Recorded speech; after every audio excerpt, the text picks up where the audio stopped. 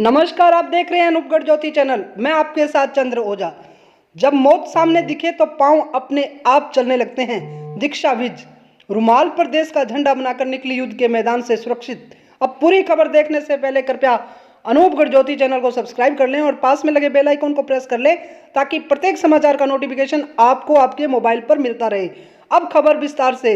अबोर रूस और यूक्रेन में युद्ध छिड़ा हुआ है। इस युद्ध में फंसे हुए भारतीय नागरिकों को सरकार एयरप्लेन के माध्यम से सुरक्षित अपने वतन वापस ला रही है, लेकिन अभी कई ऐसे छात्र हैं जो रूस के हमले के क्षेत्रों में फंसे हुए हैं और किसी तरह निकालकर अपने वतन पहुंचना चाहते हैं। उन्हीं में से एक हबौर की नानक नगरी गली नंबर 7 निवासी दीक्षा, जो किसी तरह बचते बचाते रोमानिया बॉर्डर तक पहुंच गई और उसके बाद भारतीय दूतावास की मदद से वह हबौर वापस आ गई।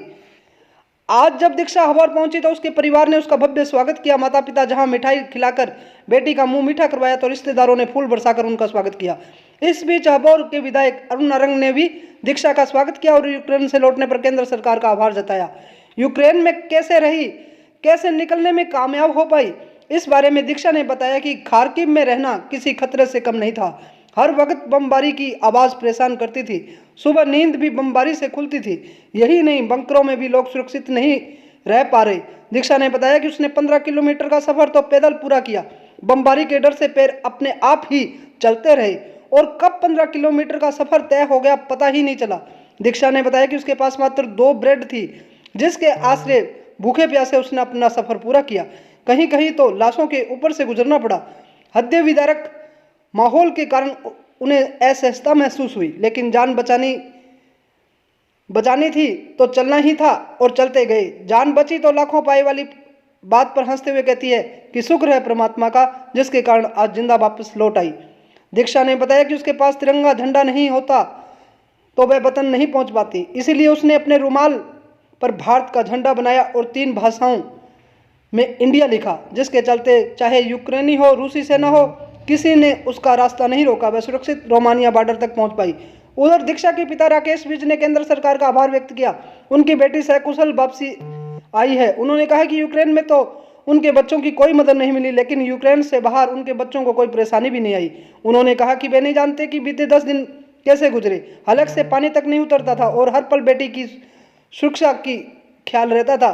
परेशान किए रहता था क्योंकि ज़्यादा फ़ोन भी नहीं कर पाते थे, क्योंकि वहाँ मोबाइल रिचार्ज करने का कोई पॉइंट नहीं था। इसीलिए ये डर सताता था कि दीक्षा का मोबाइल बैटरी डेड न हो जाए, लेकिन परमात्मा ने संकट की घड़ी में साथ दिया और आज उसकी बेटी उनके पास सुरक्षित लौट आई है।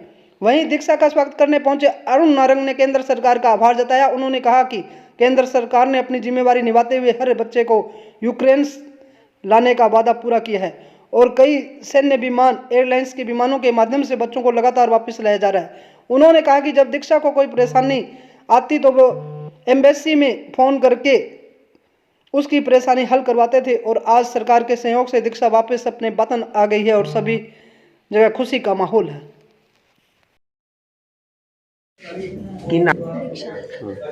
ਹਾਂਜੀ किस तरह स्थिति सी ਤੁਹਾਡੇ ਜਿਹੜੇ ਉੱਥੋਂ ਤੁਸੀਂ ਆਏ ਹੋ?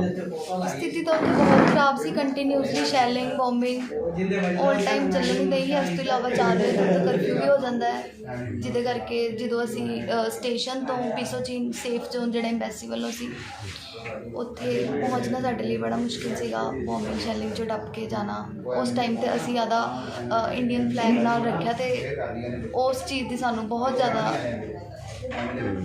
ਉਸ ਚੀਜ਼ ਜ਼ਿਆਦਾ ਫਾਇਦਾ ਦਿੱਤਾ ਕਿ ਮਿਲਟਰੀ ਵਗੈਰਾ ਨੇ ਸਾਨੂੰ ਰੱਖਿਆ ਹੈ ਸੋਚ ਕੇ ਵੀ ਇੰਡੀਅਨ ਸਟੂਡੈਂਟਸ ਹੈ। ਇੰਡੀਅਨ ਫਲੈਗ ਨੇ ਇਸ ਚੀਜ਼ 'ਚ ਸਾਡੀ ਬਹੁਤ ਹੈਲਪ ਕੀਤੀ ਹੈ ਕਿ ਅਸੀਂ ਪੂਰਾ 15-16 ਕਿਲੋਮੀਟਰ ਦਾ ਰਸਤਾ ਫਲੈਗ ਨੂੰ ਲੈ ਕੇ ਆਦੀ ਐਡਵਾਈਜ਼ਰੀ ਦਿਖਾਉਂਦੇ ਹੋਏ ਥੋੜ੍ਹਾ ਈਜ਼ੀ ਰਿਹਾ ਸਾਡੇ ਲਈ। ਹਾਂਜੀ, ਝੰਡਾ ਸੀ ਅਤੇ ਅਸੀਂ ਮਤਲਬ ਕਿ ਈਜ਼ੀਲੀ 15-16 ਕਿਲੋਮੀਟਰ ਵਾਲਾ ਰਸਤਾ ਪਾਰ ਕਰ ਗਏ, ਕਿਉਂਕਿ ਉਹ ਟਾਈਮ ਕਰਫਿਊ ਦਾ ਸੀ। ਕਰਫਿਊ 'ਚ ਬਾਹਰ ਨਿਕਲਣਾ ਅਲਾਊਡ ਨਹੀਂ ਹੁੰਦਾ। ਡਬਲ ਮਾਰਸ਼ਲ ਹੋਏ ਕਿ ਦੇਖਦੇ ਗਨ ਸ਼ਾਟ ਹੈ ਕਿ ਬਟ ਇਹ ਸੀ ਕਿ ਸਾਡੇ ਕੋਲ ਝੰਡਾ ਹੀ ਅਤੇ ਕਿਤੇ ਨਾ ਕਿਤੇ ਉਹਨਾਂ ਦੇ ਦਿਮਾਗ 'ਚ ਸੀ ਕਿ ਇੰਡੀਅਨ ਸਟੂਡੈਂਟਸ। ਖਾਣੇ ਪੀਣੇ 'ਚ ਬਹੁਤ ਦਿੱਕਤ ਆਈਆਂ। ਮਤਲਬ ਜਦੋਂ ਅਸੀਂ ਪਿਸੋਚੀਨ ਪਹੁੰਚੇ ਉੱਥੇ ਜਾ ਕੇ ਮੇਨਲੀ ਖਾਣੇ 'ਚ ਜ਼ਿਆਦਾ ਦਿੱਕਤ ਆਈਆਂ ਜਦੋਂ ਅਸੀਂ ਬੰਕਰ ਛੱਡਿਆ ਆਪਦਾ ਹੋਸਟਲ ਵਾਲਾ, ਕਿਉਂਕਿ ਫਿਰ ਕਿਤੇ ਨਾ ਕਿਤੇ ਸਾਡੇ ਕੌਨਟਰੈਕਟਰਸ ਜਿਹੜੇ ਹੈਗੇ ਸੀ ਉਹ ਬੰਕਰ 'ਚ ਸਾਡੇ ਲਈ ਕਰ ਰਹੇ ਸੀ ਅਰੇਂਜਮੈਂਟ ਖਾਣੇ ਦਾ, ਜਿੰਨਾ ਹੋ ਪਾ ਰਿਹਾ ਸੀ।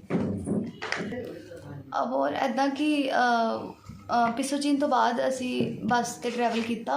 ਬੱਸ 'ਤੇ 2 ਦਿਨ ਦੇ ਸਫ਼ਰ ਤੋਂ ਬਾਅਦ ਅਸੀਂ ਰੋਮਾਨੀਆ ਬਾਰਡਰ ਕ੍ਰੋਸ ਕੀਤਾ।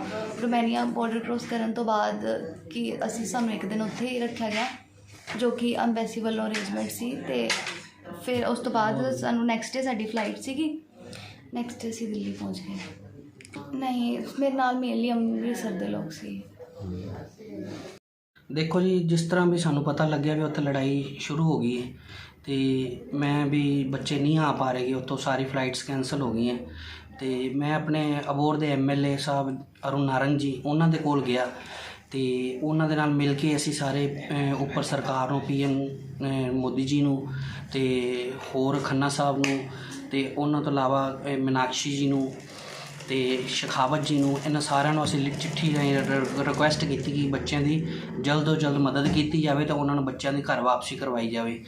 ਅਤੇ ਤੁਰੰਤ ਹੀ ਸਰਕਾਰ ਜਿਹੜੀ ਐਕਸ਼ਨ ਦੇ ਵਿੱਚ ਆਈ ਹੈ ਅਤੇ ਸਰਕਾਰ ਨੇ ਵੀ ਆਪਣੀਆਂ, ਜਿਵੇਂ ਕਿ ਆਪਣੇ ਉੱਥੇ ਵੀ 4 ਮੰਤਰੀ ਭੇਜੇ ਸੀਗੇ ਅਤੇ ਬੱਚੇ ਵੀ ਸਟਰਗਲ ਤੇ ਉੱਥੇ ਬਹੁਤ ਕਰਦੇ ਰਹੇ, ਅੰਦਰ ਤੱਕ ਤਾਂ ਕੋਈ ਹੈਲਪ ਨਹੀਂ ਪਹੁੰਚ ਪਾਏਗੀ ਅਤੇ ਬਟ ਬੱਚੇ ਆਪਣੇ ਹੀ ਬਲਬੂਤੇ ਤੋਂ ਉੱਥੋਂ ਨਿਕਲੇ, ਬਾਹਰ ਰੋਮਾਨੀਆ ਬਾਰਡਰ 'ਤੇ ਪਹੁੰਚੇ 2 ਦਿਨ ਦੇ ਬਾਅਦ ਅਤੇ ਬੱਚਿਆਂ ਨੇ 3-4 ਦਿਨ ਦੇ ਬਾਹਰ ਉੱਥੇ ਭਰਪੇਟ ਖਾਣਾ ਖਾਧਾ ਰੋਮਾਨੀਆ ਬਾਰਡਰ 'ਤੇ ਅਤੇ ਉਸ ਤੋਂ ਬਾਅਦ ਉੱਥੋਂ ਇਹਨਾਂ ਦੀ ਅਗਲੇ ਦਿਨ ਹੀ ਫਲਾਈਟ ਸੀਗੀ ਅਤੇ ਬੱਚੇ ਫਲਾਈਟ ਲੈ ਕੇ ਦਿੱਲੀ ਪਹੁੰਚੇ ਨੇ ਅਤੇ ਦਿੱਲੀ ਤੋਂ ਅਸੀਂ ਬੱਚਿਆਂ ਨੂੰ ਅੰਮ੍ਰਿਤਸਰ ਰਿਸੀਵ ਕੀਤਾ ਬਾਈ ਏਅਰ ਜੀ ਅਤੇ ਕੱਲ੍ਹ 11:30 ਵਜੇ ਬੱਚੀ ਨੇ ਅੰਮ੍ਰਿਤਸਰ ਦੇ ਵਿੱਚ ਲੈਂਡ ਕੀਤਾ ਅਤੇ ਮੈਂ ਅਰੁਣ ਨਾਰੰਗ ਜੀ ਦਾ ਅਤੇ ਸਾਰੀ ਸੈਂਟਰ ਸਰਕਾਰ ਦਾ, ਮੋਦੀ ਜੀ ਦਾ, ਸਭ ਦਾ ਧੰਨਵਾਦ ਕਰਦਾ।